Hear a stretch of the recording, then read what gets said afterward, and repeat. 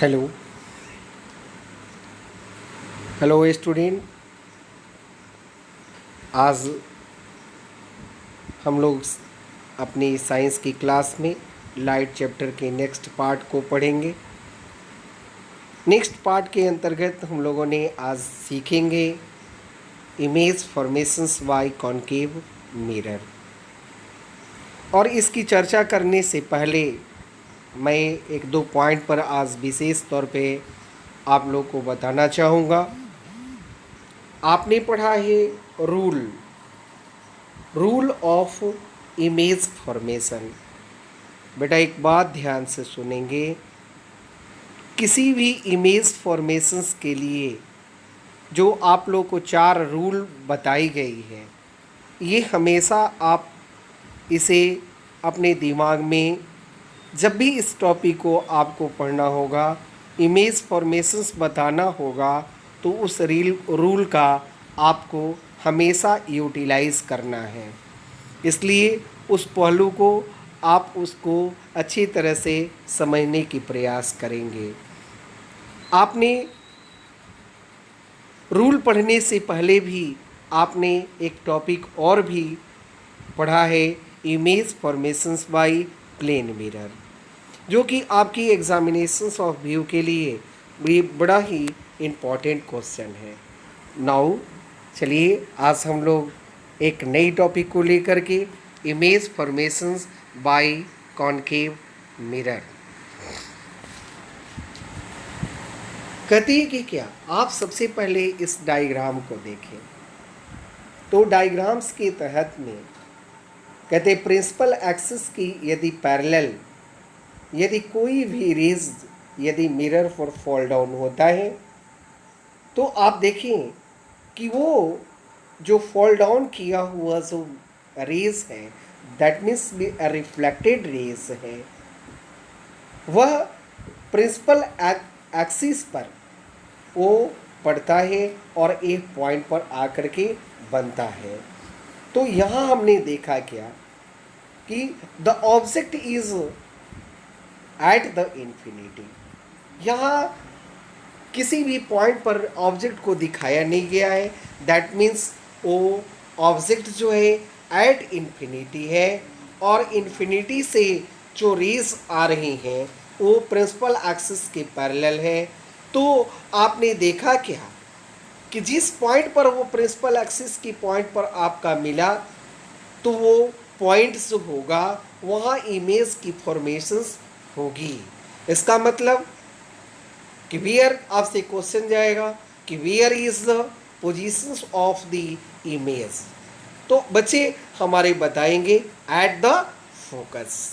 Next यहाँ question arise करेगा कि what are the natures of the image. तो आप बच्चे ध्यान से समझेंगे कि यदि ऑब्जेक्ट क्या है at infinity, that means the object is the very large in size, but there the image is diminished. That means भी वो क्या होगा भाई, छोटा होगा, वो पॉइंट साइज की उसकी इमेज की फॉर्मेशंस होगी। नेक्स्ट यहाँ क्वेश्चन एराइज होगा कि what are the natures of the image, that the natures of the image is the real and inverted. यहाँ हम लोग डायग्राम्स के माध्यम से इसको समझ भी रहे हैं और देख भी रहे हैं। यहाँ आपको इस पॉइंट में फर्स्ट जो आपकी पॉइंट दिया गया है कि at the infinity the object is at infinity, the position of the image is the focus and the properties and nature of the image is the highly dynamic, real and inverted. Next इसकी part है the object is situated at the center of curvature। आप देखेंगे beyond the center of curvature क्या है भाई, इसकी object की situation कहाँ है, the object is beyond the center of curvature। आप देख रहे हैं कि इस डायग्राम में सी जो पॉइंट है वो सेंटर ऑफ कर्वेचर है और सेंटर ऑफ कर्वेचर्स के पहले ही वो ऑब्जेक्ट सिचुएटेड है, वो ऑब्जेक्ट ए एंड बी से आपको डोनेट किया गया है। इसको denoted by the A and B when the rays of the lights the incident rays fall down on the mirror. यहां पर आप देखेंगे कि दो प्रॉपर्टीज काम कर रहे हैं, टू लॉज काम कर रहा है। फर्स्ट जो है कहता है कि यदि प्रिंसिपल एक्सिस की यदि पैरेलल यदि है तो वो फोकस से होकर के गुजरेगा।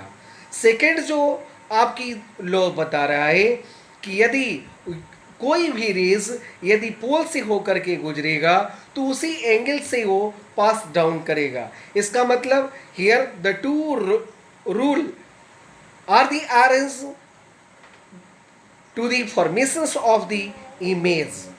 तो बच्चे यहाँ देख रहे हैं कि टू इंसिडेंट रेज को यहाँ दिखाया गया है बीम ऑफ द लाइट के तौर पे, और वो रिफ्लेक्टेड करने के बाद आप यहाँ देख रहे हैं कि वह फोकस और सेंटर ऑफ कर्वेचर के बीच में ए बी का इमेज बी डैश और ए डैश है। इसका मतलब द इमेज इज इनवर्टेड, वह उल्टा बना रहा है। ए एंड बी का इमेज बन रहा है बी एंड ए। तो इस तरह से ए बी का जो इमेज है बी ए है वो इमेज जो है इनवर्टेड है। और भी क्या देख रहे हैं हम लोगों ने, क्या चीज देखा कि इसकी नेचर में या it is a real image, यदि वो इनवर्टेड है तो इमेज क्या होगा, रियल ही होगा। But there the size is a small in size. हम कंपैरिजन करें कि ऑब्जेक्ट और इमेज को यदि हम लोग कंपैरिजन्स करते हैं तो image is the shorter than the object. This is the nature of the image. यहाँ आपकी दो तरह की बातें यहाँ क्वेश्चन किया जाएगा। If the object is situated beyond the C where the image are the form, तो आप इसकी जवाब देंगे कि the image are the form between the centre of curvature and focus. Next question यहाँ राइज किया जा सकता है कि what are the properties of the image if the object is situated beyond the C. तो आपकी आंसर होगी the image is dynamic, real and inverted. Next part है if the object is situated at the centre of curvature.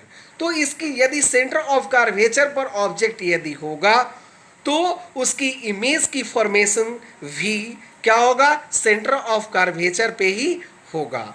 यहाँ भी आप देखेंगे कि to loss यहाँ पर भी काम कर रहे हैं। फर्स्ट जो लॉ है कि यदि पैरेलल है, प्रिंसिपल एक्सिस के पैरेलल यदि इंसिडेंट रे है तो फोकस के होकर के गुजरेगा।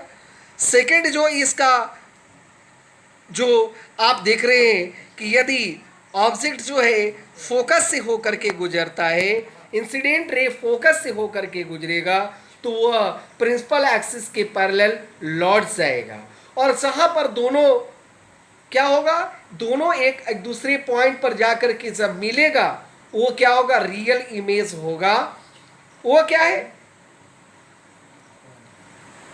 रियल इमेज हम लोग बता रहे हैं कि रियल इमेज तब होगा जब वो क्या हो, एक्चुअली इंटरसेक्ट करे।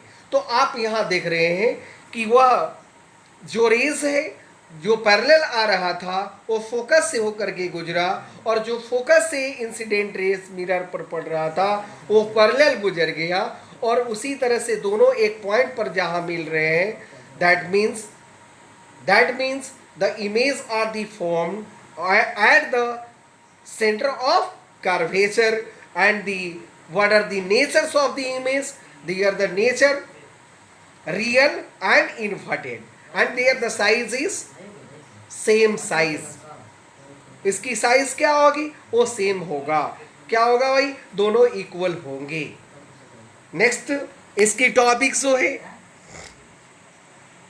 If the object is between the centre of curvature and focus.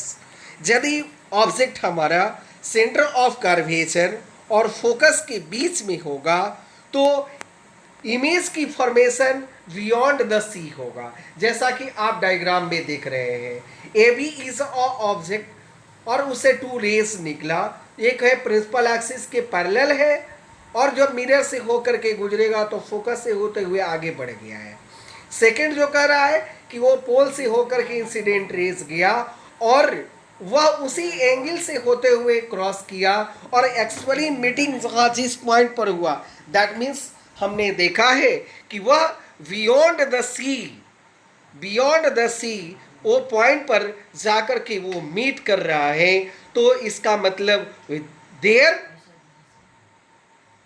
The image are the formed. इसका मतलब हम लोग बताएंगे where is the image form, it is the image are the form beyond the centre of curvature. What are the nature of the image, there the nature is in large, real and inverted.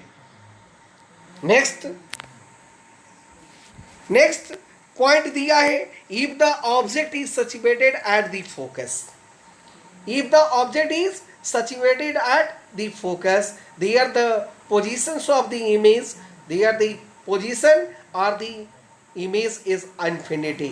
आइए इसको diagrams के माध्यम से हम लोग समझने की प्रयास करें।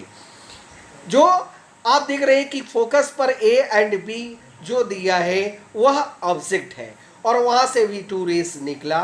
फर्स्ट रेस प्रिंसिपल एक्सिस के पैरेलल है, एंड सेकंड जो है वह पोल से होकर के गुजर रहा है। इसका मतलब सेम एंगल से गुजर रहे हैं, angle I equal to angle R. और दोनों जो पॉइंट है हमने देखा कि उसकी एक्चुअल इंटरसेक्शन नहीं हो रही है, वह बड़ी काफ़ी दूरी पर जाकर के वो इंटरसेक्ट करेगा। तो उस पॉइंट को हम लोग बताते हैं क्या है, इन्फिनिटी है। तो मैं बताऊंगा कि if the object is situated at the focus, the image are the formed on the point of the infinity. What are the nature of the image? It is the enlarged in size, the image is the real and inverted. Okay? हमें उम्मीद है कि बच्चों को ये समझ में आ गया होगा। अब आगे हम लोग देखेंगे कि image formations by the concave mirror में, if the object is situated F and P, मतलब कि यदि फोकस और पोल के बीच में यदि ऑब्जेक्ट यदि होगा तो उसकी इमेज किधर होगा, कैसा होगा, उसकी नेचर क्या होगी, इमेज की फॉर्मेशन किधर होगा, हम लोग इस वीडियोस के माध्यम से, इस टॉपिक के माध्यम से समझने की प्रयास करें। तो बच्चे यहाँ देखें कि वो कनकेव मिरर में ऑब्जेक्ट जो है फोकस और पोल के बीच में रखा गया है, और यहाँ भी टू रूल यहाँ काम कर रहे हैं। पहला जो है कि यदि वो प्रिंसिपल एक्सिस के यदि पैरेलल है तो वो फोकस से होकर के गुजर जाएगा, तो फोकस से देख रहे हैं कि वो निकल गया है। सेकेंड जो लाइन है वह क्या है कि यदि वो इंसिडेंट रेज वो पोल पर पड़ रहा है तो वो भी देख रहे हैं कि वो पास डाउन कर रहा है, लेकिन it is not actual meet. So हम लोगों ने इसको इमेजिनरी लाइन से मिरर के पीछे हम लोगों ने इसको ड्रॉ किया, तो देखा कि एक पॉइंट है, जो पॉइंट पर क्या हो रहा है कि वह जाकर के मीट करते हुए प्रतीत हो रहा है, वो इमेजिनरी है, that is the virtual image. इसका इमेज क्या है, इमेजिनरी लाइन से यदि पास किया तो वर्चुअल इमेज होगा। तो क्वेश्चन ये है कि where is the image are the form, आपको बताना होगा कि image are the form behind the mirror. What are the properties, what are the nature of the image, the image is in large, virtual and erect. Thank you to all, thank you.